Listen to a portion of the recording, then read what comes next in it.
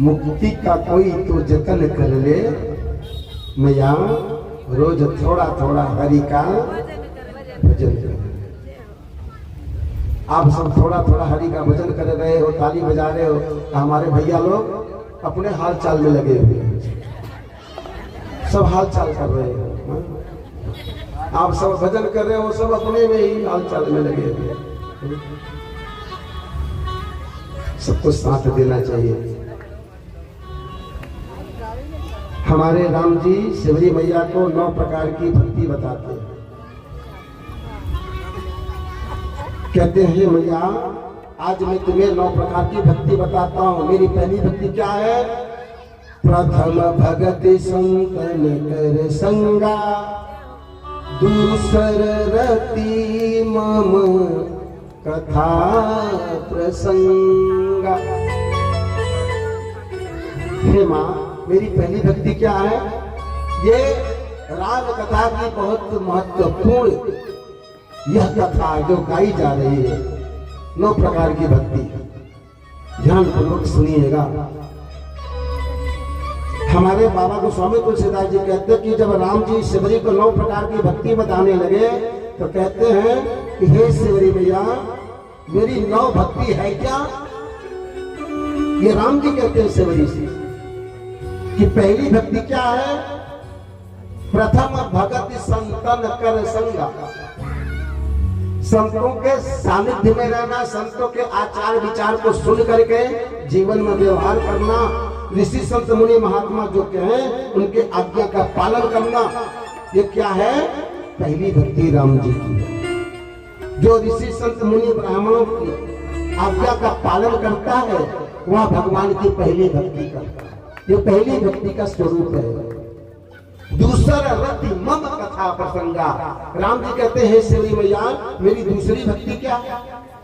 रति का अर्थ होता है लीन हो जाना, मगन हो जाना। जो मन चित्त लगा करके मेरे कथा प्रसंगों को सुनता है, मन चित्त लगा करके।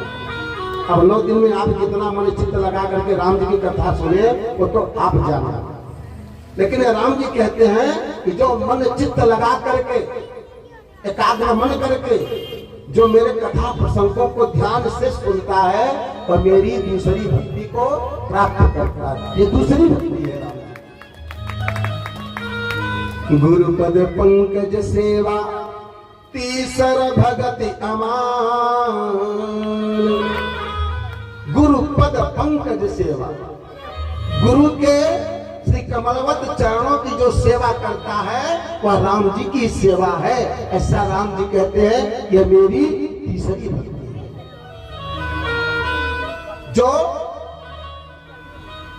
मान से सम्मान से अपने गुरु के श्री पंकज अर्थात कमल के पुष्प के समान गुरु के जो श्री चरण है, जो श्री चरण सेवा करता है वह राम जी की तीसरी भक्ति को प्राप्त करता है। गुरु की सेवा राम जी की सेवा कहलाई गई है, ये तीसरी भक्ति है। चौथी भक्ति मम गुण गण करई कपट तजिगान,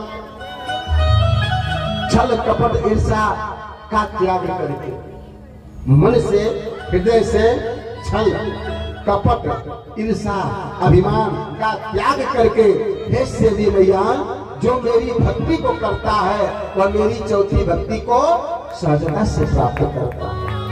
कहने का भाव की भक्ति में छल कपट ईर्षा नहीं होना चाहिए।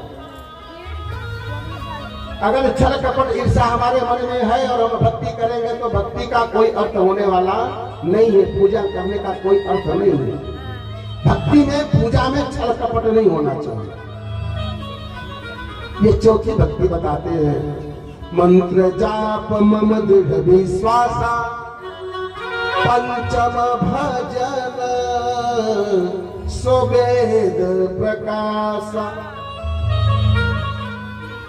शास्त्र कहते हैं, आज राम जी शिवरी से कहते हैं कि मेरी 5वीं भक्ति क्या है? मंत्र जाप मम दृढ़ विश्वासा, जो मेरे नामों के मंत्र की माला का विश्वास के साथ में जाप करता है। राम जी कहते हैं कि जो मेरे नामों का उच्चारण करके नाम लेकर के मंत्रों के माध्यम से माला का जो जाप करता है, राम नाम क्या है? महामंत्र है। तो राम नाम की माला का जो जाप करता है विश्वास के साथ में, वह मेरी भक्ति को प्राप्त करता है। कौन सा? पांचवी भक्ति।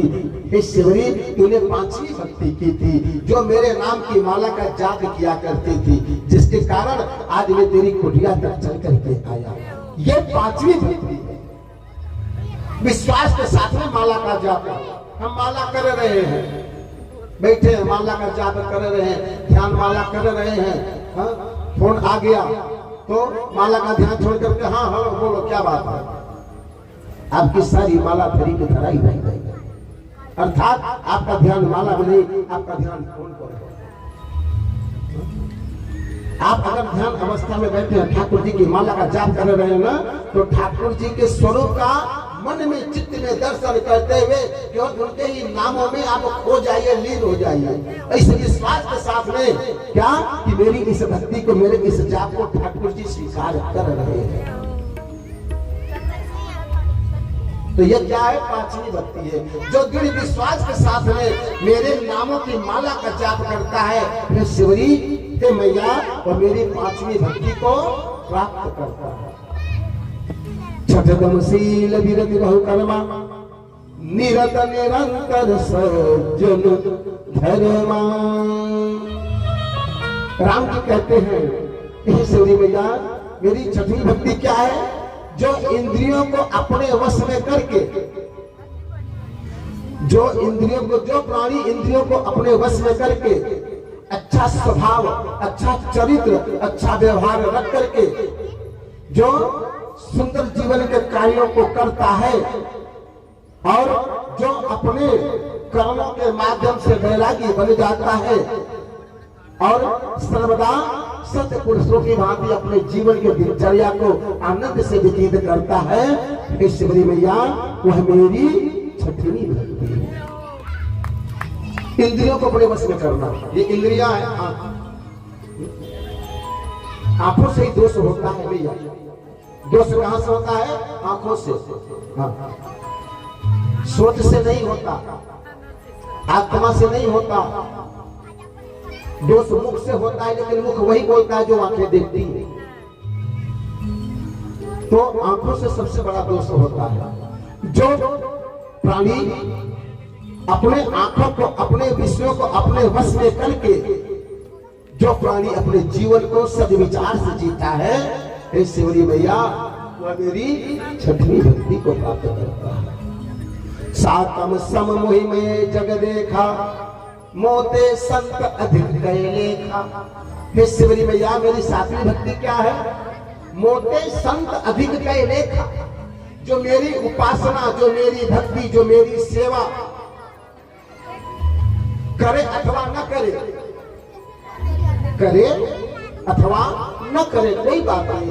राम जी कहते हैं, जो मेरी सेवा करे चाहे न करे, जो मेरी भक्ति करे चाहे न करे, जो मेरी माला का जाप करे चाहे न करे, मेरे कथा को चाहे सुने चाहे न सुने, लेकिन जो ऋषि संत मुनि ब्राह्मणों की जो सेवा करता है, हे शिवरी भैया, वह मेरी ही भक्ति को प्राप्त करता है। यह कहते हैं सातवीं भक्ति। ये सातवीं भक्ति बताए। मोते संत अधिक गए लेखा। जो भगवान से भी ज्यादा लेखा जोखा संत मुनि महात्मा का करता है, ऋषि ब्राह्मणों का करता है, वह राम जी की ही भक्ति कहलाती है। ऐसा राम जी बताते हैं। आठम जथा लाभ संतोषा। आठवीं भक्ति क्या है? जथा लाभ संतोषा। जिसको जितना ईश्वर ने दिया है उसी में वह आनंद पूर्वक अपने जीवन को व्यतीत करे, यह क्या है? आठवीं भक्ति है। स्वप्न नहीं देखे पर दोषा। दूसरे के दोष को स्वप्न में भी नहीं देखना। आगे बोला कीजिएगा, चाहिए। स्वप्न में भी दूसरे के दोष को नहीं देखना चाहिए। हम दूसरे के दोष को देखते हैं तो वह दोष हमारे सामने आ जाता है। इसलिए दोष नहीं देखना चाहिए, गुण को देखना चाहिए। अगर हम दूसरे की बुराई, दूसरे के दोष, दूसरे की त्रुटि, दूसरे की गलती को निहारने लगेंगे ना, तो सब धीरे धीरे हमारे जीवन में आने लगेगा। इसलिए स्वप्न में भी दोष को नहीं देखना चाहिए कि अरे ये तो बहुत खराब है, अरे ये तो बहुत बुरे हैं, अरे इनको तो कुछ भी नहीं आता। ये क्या है? दोष है देखने का। दोष को न देखा जाए, गुण को देखा जाए। संसार में तो सभी दोषी होते हैं, किसमें दोष नहीं है? कुछ न कुछ किसी न किसी रूप से सब में दोष होता है। लेकिन भगवान कहते हैं कि जो दोष को न देख करके जो गुण को अनुसरण करके जीवन में व्यवहार करता है वह मेरी सात्विक भक्ति को प्राप्त करता है। लेकिन संतोष पूर्वक जो जीवन को जीता हो, जथा लाभ संतोषा, जिसको जैसा मिला है उसी में जो व्यक्ति आनंद से जीवन को जीता है, संतोष पूर्वक संतोष करके कामना रहित होकर के वह मेरी आठवीं भक्ति को प्राप्त करता है। नौवीं भक्ति में बताते हैं मेरे रघुनाथ जी कि नवम सरल सब सब छलहीना मम भरोस हिय दर्शन दीना। नौवीं भक्ति सबसे सरल बताते हैं मेरे राम जी, कहते हैं मैया नवम सरल सब सन छलहीना। जो नौवीं भक्ति क्या है? सबसे सरल है। सबसे सरल नौवीं वाली भक्ति है, 9वें नंबर की। क्या सरल है? सबसे उत्तम क्या है? नवम सरल सब सन छलहीना।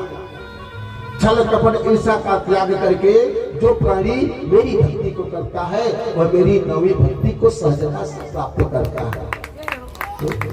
आगे राम जी कहते हैं क्या कि नवमहु एकौ जिनके होई नारी पुरुष सचराचर कोई। इन 9 भक्ति में से कोई अगर प्राणी एक भी भक्ति को पकड़ लेना, एक भक्ति को, तो उस पर मेरी कृपा बरसने लगती है। ऐसे मेरे रघुनाथ जी की 9 भक्ति में से कोई एक भक्ति पकड़ लो। अगर 9 की 9 भक्ति नहीं कर पा रहे हो, अड़चन आ रही है जीवन में, कष्ट आ रहे, परेशानियां आ रही है, तो छोड़ दो, 9 को भक्ति मत करो, कोई एक भक्ति करो। इन 9 में से कोई एक भक्ति कर लो। चाहे छल कपट ईर्षा का त्याग करके भगवान की सेवा कर लो, चाहे अपने गुरु, अपने श्रेष्ठ माता पिता, या कहते हैं कि जो आपके श्रेष्ठ हैं ऋषि मुनि